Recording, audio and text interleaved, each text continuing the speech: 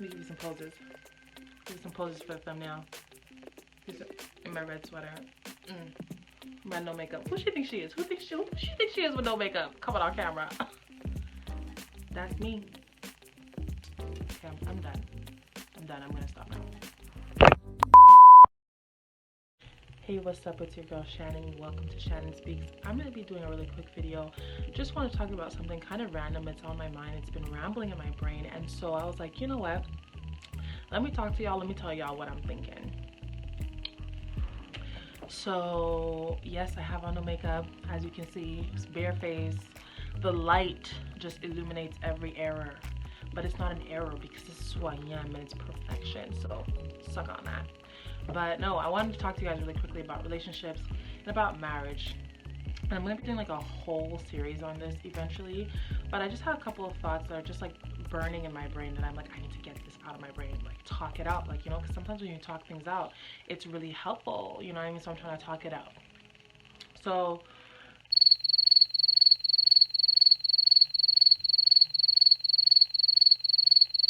yo, we need to stop, as Christians, stop thinking of marriage as a rival. Like, there's this whole thing that's going on where it's just like, especially as women, especially as like women of God, it's really difficult for us to process the thought of like living as Christians, for the majority of us living as Christians and never getting married.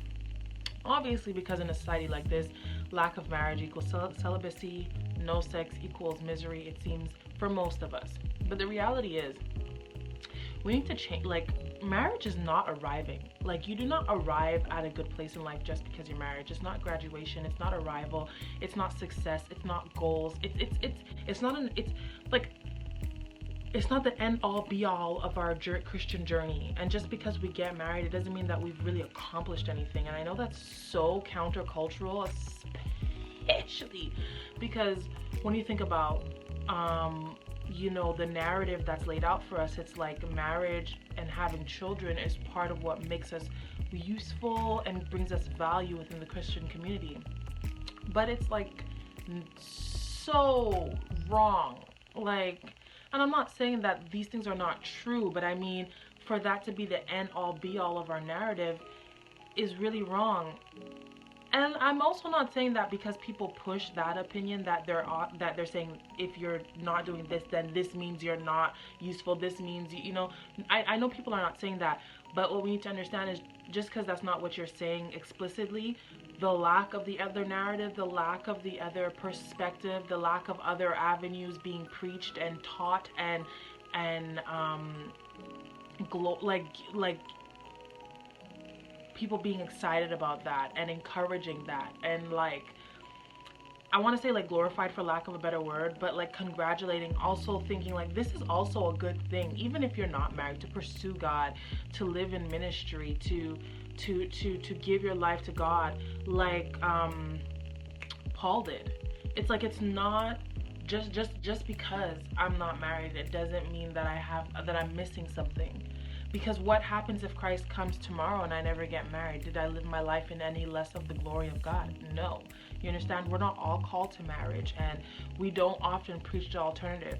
And I want to get married, so don't misunderstand what I'm saying. But I also don't like the feeling of if I'm not married, then I haven't accomplished something, or if I'm not married, then I'm missing something. Like this crazy FOMO, like fear of missing out FOMO in the Christian community. And it's like, yo, it's no bueno. It's just no bueno. Like, we need to stop teaching our women this. Like, I don't know what it is for men. Maybe I should get a man's perspective, like a single Christian man's perspective on this. But I'm turning 28, or I'll be 28 by the time you see this, and I just find that, like, can I get another narrative?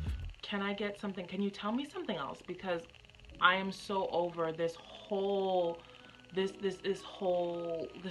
perspective of, you know what I mean, man, when am I gonna get my husband? When am I gonna get my beau? It's like, when are you gonna find God? When are you gonna deal with those issues? You know what I mean? When are you gonna get intimate with him? You know what I mean? And I don't want to, there's this whole conversation that's like, you know, that encourages what I'm saying right now, and it's like find God and like seek God and seek to be intimate with God, and if you never get married, it's okay. I don't want to ascribe to that, and in the back of my mind, because a lot of the testimonies are like, as soon as I did that, as soon as I stopped looking, that's when I found it. Like, you know what I mean? Don't look for a husband or don't look for a relationship. As soon as you stop thinking about it, stop looking for it, then you'll find it. And it's like, okay, let me stop looking for it so I can find it. And it's like, no, that's not the same thing. Like, just because you stop looking for it doesn't mean you stop idolizing it, doesn't mean you stop worshiping it, doesn't mean you stop wanting it, doesn't mean you stop putting it as a prayer point, stop nagging and complaining about it. And it's like,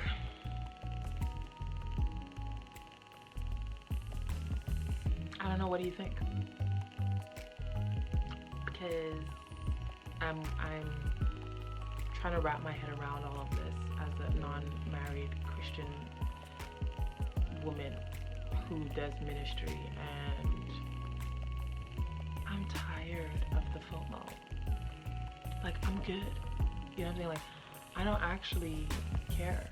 Like, I want a husband, don't get me wrong. Like, I want children. Like, I want the joy of coming home and having someone, you know what I mean, to cuddle with or to be intimate with. Like, all of these things are things that I desire at some point, but I'm just like, how much has these desires blockaded or shadowed my desire for pursuing Christ passionately?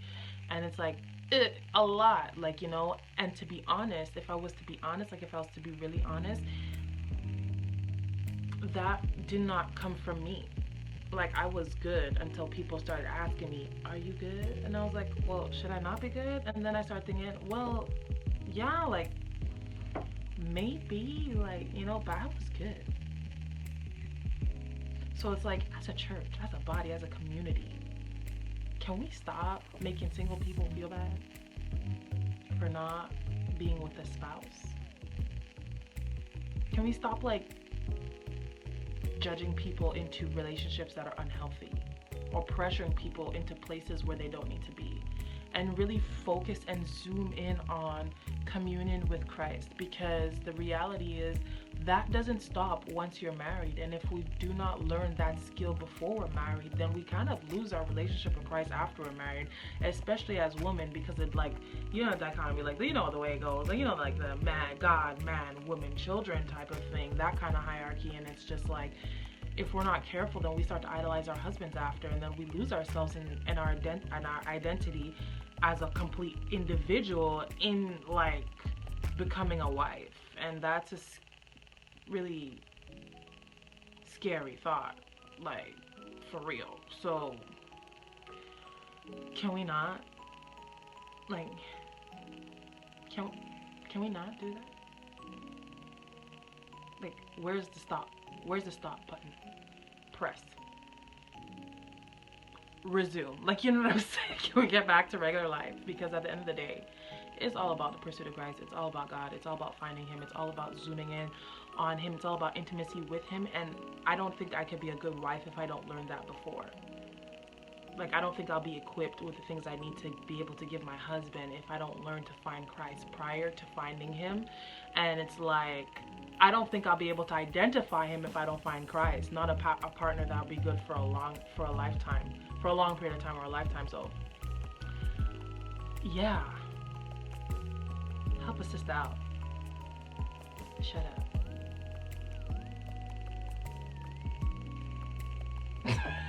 That's all I have to say. That's it. I felt like it was short. Was it short or was it long? I don't know. Do you agree? If you agree, please put a comment down, as I'm going to be reading these. Be nice. Don't be rude. Being nice is easy. Okay, try it. Exercise that nice muscle. But yeah,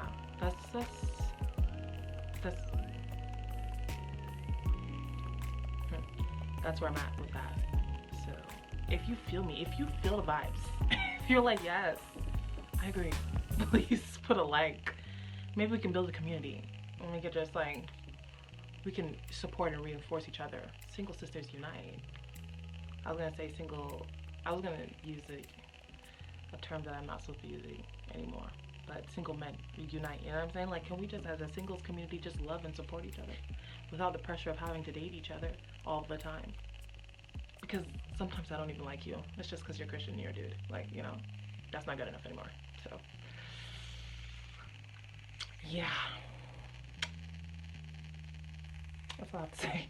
I'll see you next time. I know you like this video. I'm gonna come. I have more things to say. You know, Chan. You know what it is. Shan speaks. Duh. See you next time.